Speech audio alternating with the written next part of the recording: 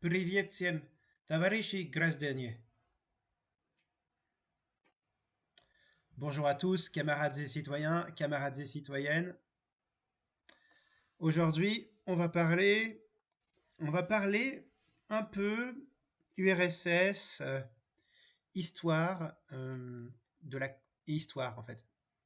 URSS et histoire de la conquête spatiale en fait. Vous savez, souvent,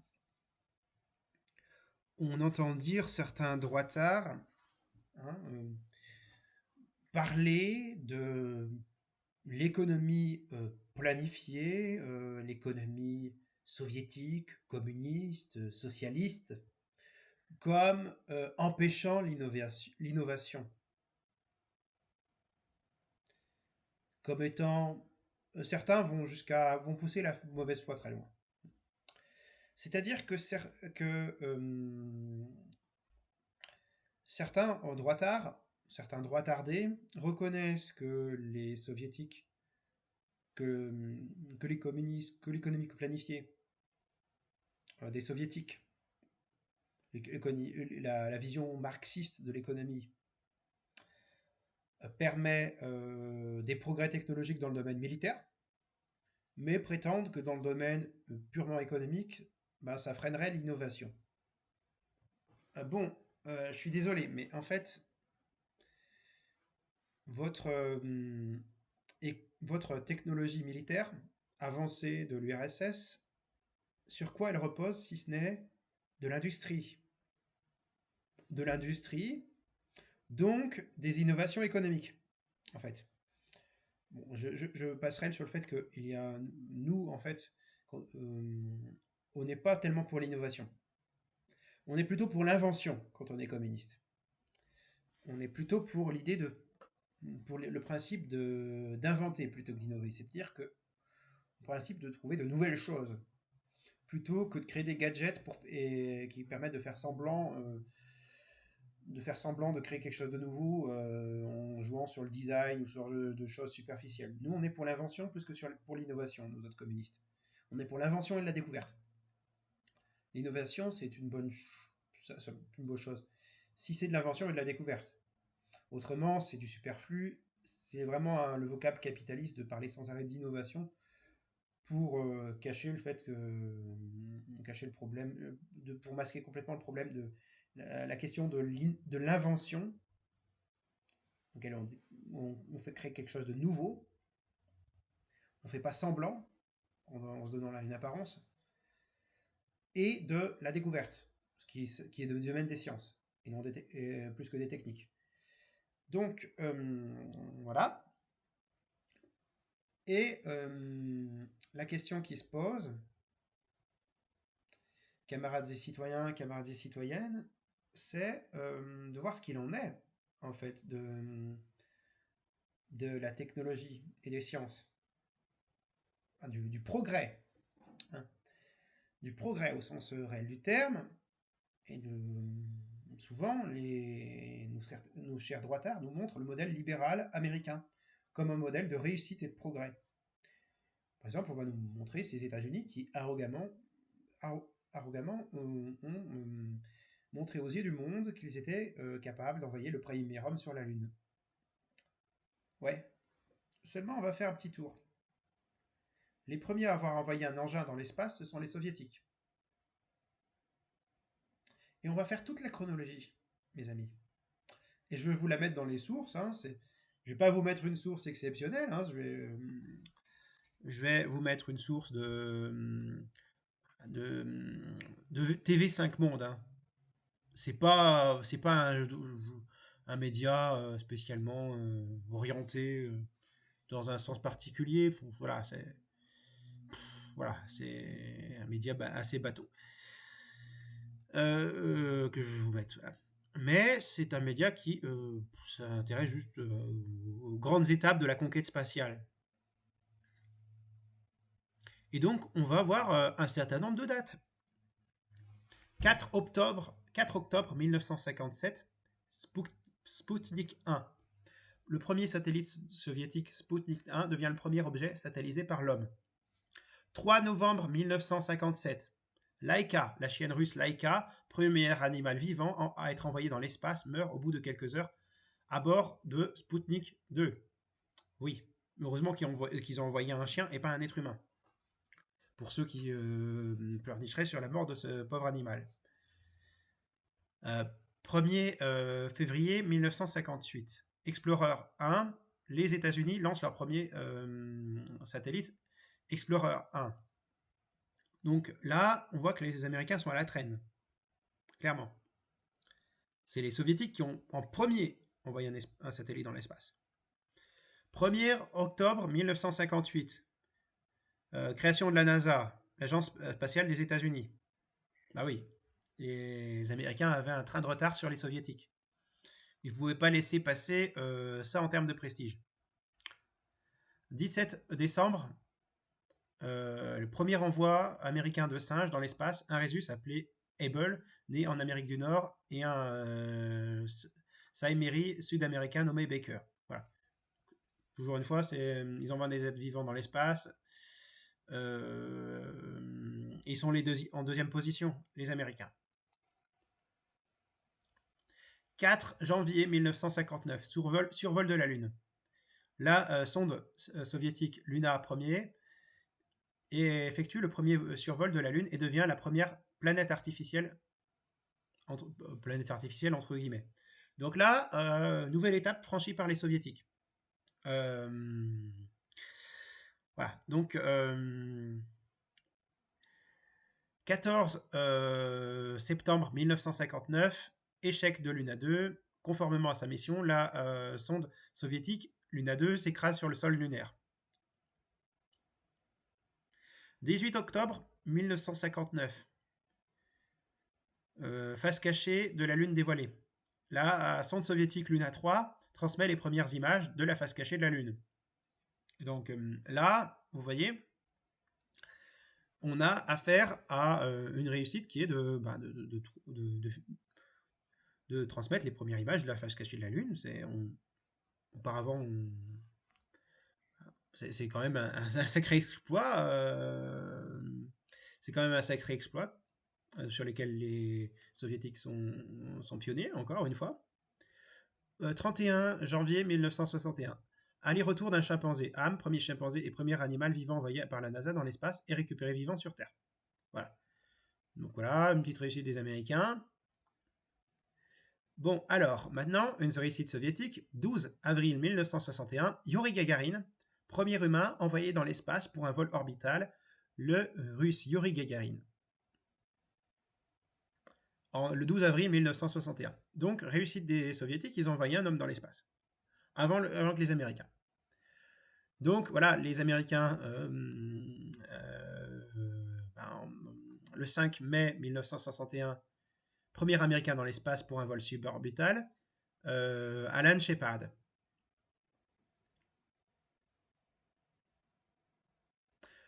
Donc, bon, les Américains essaient un peu de corser la compétition. Hein, et on voit à quel point cette question est politique.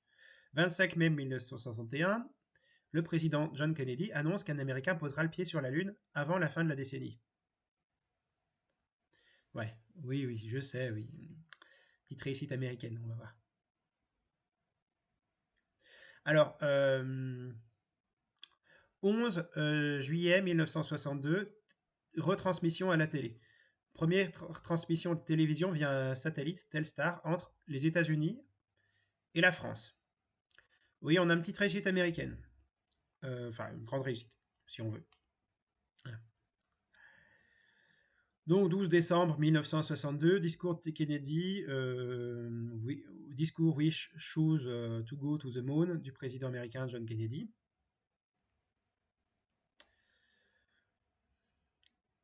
Donc, 14 décembre 1962, premier survol d'une autre planète. Bon, en l'occurrence, la Lune, c'est pas une planète, c'est un satellite. Mais bon, ça, c'est passons. Premier survol d'une autre planète, Vénus, par la sonde américaine Mariner 2. Alors là, je vais faire plaisir aux féministes qui m'écoutent. 16 juin 1963, première femme dans l'espace. Valentina Tereshkova.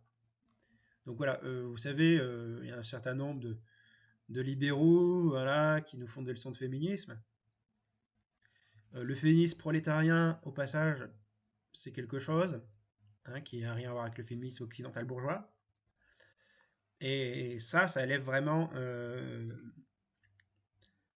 les femmes. Et en l'occurrence, les soviétiques, ils l'ont fait. Hein. Première femme dans l'espace, Valentina Tereshkova. Là, ils ont montré que Valentina Tereshkova, c'était une sacrée femme. Mes respects pour Valentina Tereshkova. Ah, encore une réussite soviétique. 18 mars 1860. Enfin, qu'est-ce que putain. Je me trompe, désolé. 18 mars 1965. Sortie dans l'espace. Première sortie dans l'espace par le soviétique Alexei Leonov à bord de la capsule Voskhod 2. Donc, 14 juillet 1965, premier survol de Mars par la sonde américaine Mariner 4. Bon, là, on a une petite incursion de la France. 26 Cocorico, au passage, hein, pour tous les patriotes qui nous écoutent. Voilà. Bon, j'aime pas trop le côté un peu franco-français. 26 novembre 1965, la France lance son premier satellite Astérix à partir d'une fusée Diamant.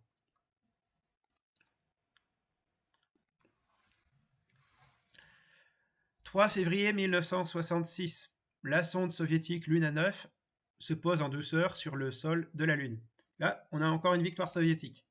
Vous voyez.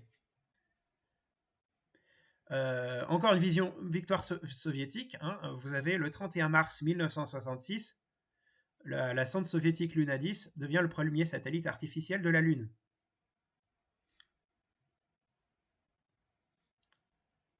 Et vous avez enfin, le 21 juillet 1969, le premier pas sur la Lune. Hein, les premiers pas sur la Lune, hein, que tout le monde connaît. Hein, premier pas de l'homme sur la Lune lors de la mission Apollo 11, effectuée par Neil Armstrong et Buzz Aldrin. Et bien sûr, je ne laisserai pas de dire que 2 ans plus tard, hein, le 19 avril 1971, encore une victoire soviétique. Lancement de la première station spatiale habitée, Salyut 1, par l'Union soviétique. La première station spatiale habitée, c'est en 1971 par l'Union soviétique. Voilà.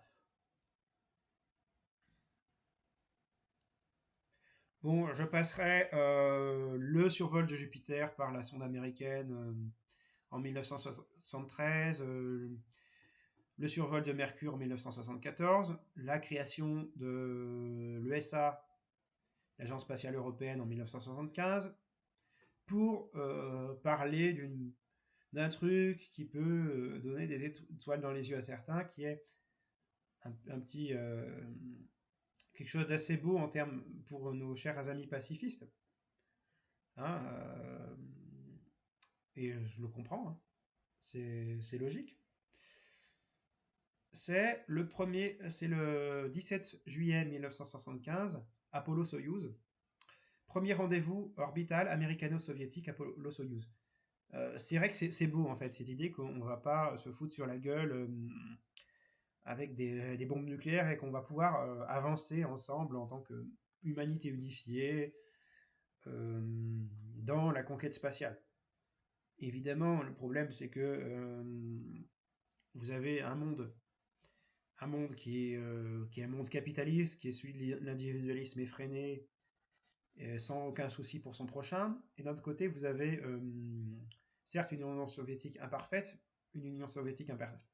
mais qui a pour mission, qui s'est donné pour mission l'idée d'une humanité réunifiée réunifier, c'est-à-dire de réconcilier avec elle-même, au-delà des frontières.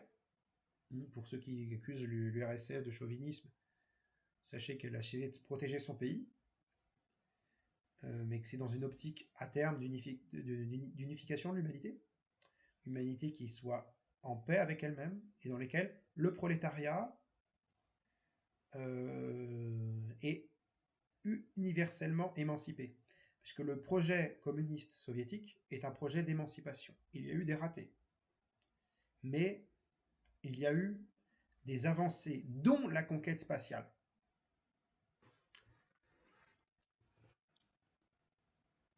Dont la conquête spatiale.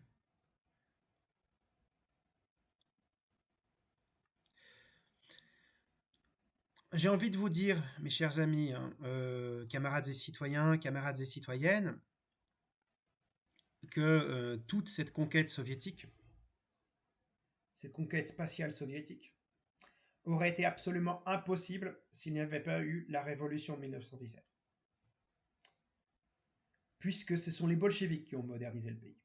Lénine a permis l'électrification et l'alphabétisation de tout un pays qui auparavant était profondément rural. Et Staline, quoi qu'on en dise,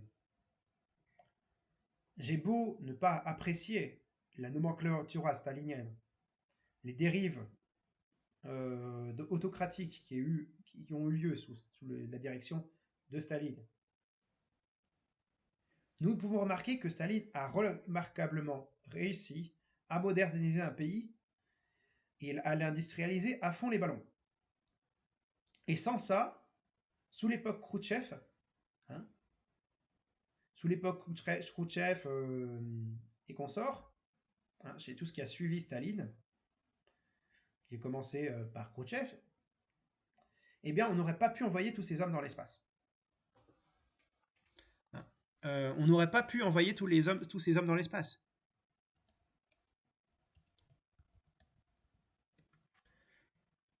Sans la révolution bolchevique, sans même aussi les sacrifices auxquels le peuple soviétique a consenti à l'époque de Staline, et qui furent tragiques.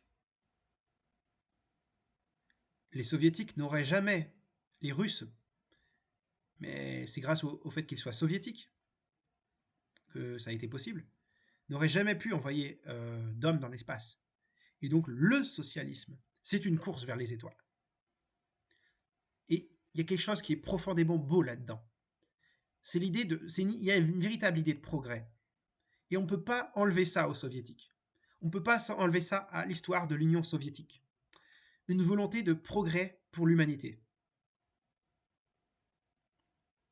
Une véritable volonté de progrès pour l'humanité. Certes, on peut faire des critiques sur Staline, sur Khrouchtchev, sur Brejnev. Est-ce qu'on peut enlever pour autant à l'Union soviétique la conquête spatiale? Absolument pas. Et on doit considérer que ce fut une magnifique aventure soviétique que celle d'une humanité qui non seulement se libère des chaînes du capitalisme, mais cherche à progresser au-delà des cieux. Cherche à découvrir l'univers dans toute sa splendeur. L'univers pour toute l'humanité. Sans que ce soit la classe bourgeoise qui en profite. Mais il y a une vision dans le communisme. Il y a une vision qui est particulièrement généreuse. Dans le communisme, dans la vision communiste sérieuse. Je ne parle pas des anards qui, eux, n'auraient jamais... Je ne parle pas des anards qui se disent communistes, qui, eux, n'auraient jamais envoyé un engin dans l'espace. Bon, les anards, ils auraient plutôt fumé des pets et ils auraient pensé être allés dans l'espace. Mais ça, c'est autre chose. Humour à part, bon, voilà, sans État qui organise toute cette production, toute cette industrie, tous ces progrès techniques, tous les services publics, hein, santé, éducation, vous n'avez pas le développement qui vous permet de faire ça. Et un État ouvrier, un État géré par les travailleurs eux-mêmes, les prouesses qu'il peut réaliser. Ouais. Ah, on pourra dire, il y en a qui parlent de rond de capitalisme d'État ou d'État ouvrier dégénéré. Oui, oui, oui. Il y a quand même une part d'éléments progressistes, au sens réel du terme, dans le régime soviétique. On peut dire qu'à l'inverse, il y a des choses qui sont profondément problématiques euh, dans le régime soviétique, dans le régime de l'ex-URSS. Mais on ne peut pas nier les impacts positifs, hein, du régime soviétique. On ne peut pas faire la légende noire complète de l'Union soviétique comme si c'était une ère d'obscurantiste, qui n'était pas le cas. L'essor des sciences et des techniques en Union soviétique, rayez ça de vos esprits, c'est débile. En fait, l'Union soviétique a été, sur le plan scientifique et technique, une époque d'effervescence. Il y a eu des progrès absolument fantastiques. Certains, oui, vont vous parler du léchenkisme, de ce genre de bêtises, hein. Mais c'est pas ce qui nous a. Ça n'empêche pas la conquête spatiale soviétique, ça n'empêche pas aussi toutes les recherches sur le nucléaire, hein, au passage, y compris sur le nucléaire très avancé. Hein, on pense au tokamak, par exemple. Donc ces bobines de plasma. Et voilà. Donc en fait, je faisais ce point-là parce que c'est important de penser à cette question-là du progrès spatial, de la conquête de l'espace. Ce que ça implique de progressiste dans l'histoire de l'humanité, c'est d'une beauté. Vous savez, voilà, je suis ému. Je suis ému. Bon, prenez soin de vous, camarades et citoyens, camarades et citoyennes. Et bien sûr, razum i ravenso mi pobiedim. Raison et égalité, nous vaincrons.